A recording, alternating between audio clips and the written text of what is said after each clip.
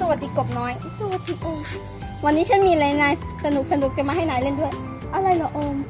ฉันจะทำให้นายเป็นนักโดดร่มมืออาชีพยังไงล่ะพร้อมหรือยังพร้อมก็ได้ถ้างั้นก็1 2 3ไปเลยเป็นไงกบ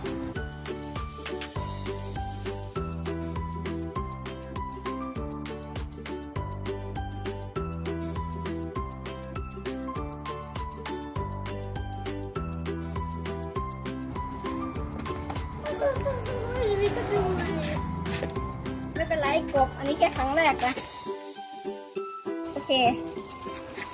นายเตรียมตัวสำหรับครั้งต่อไปเรื่องไอ้กบไปเลยไปนี่แหละ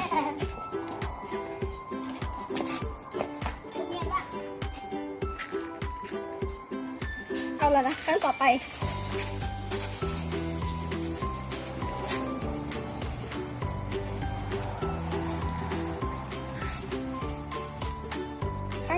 นะกบพร้อมยัง1 2 3พร้อมไหมพร้อมได้เลย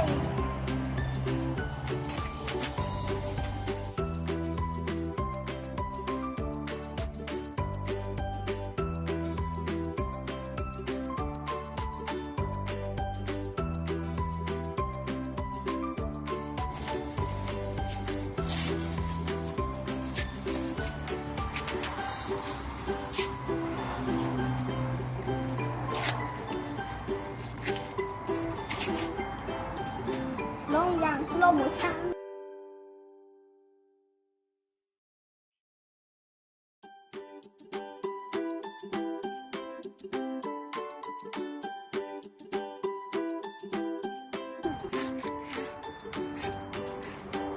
มันจะลองวิ่งไปข้างหน้า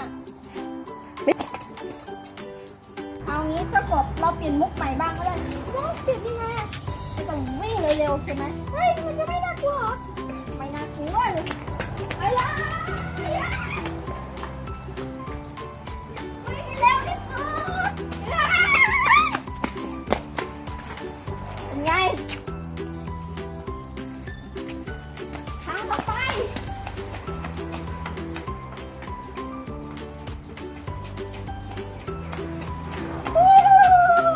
สนุกไป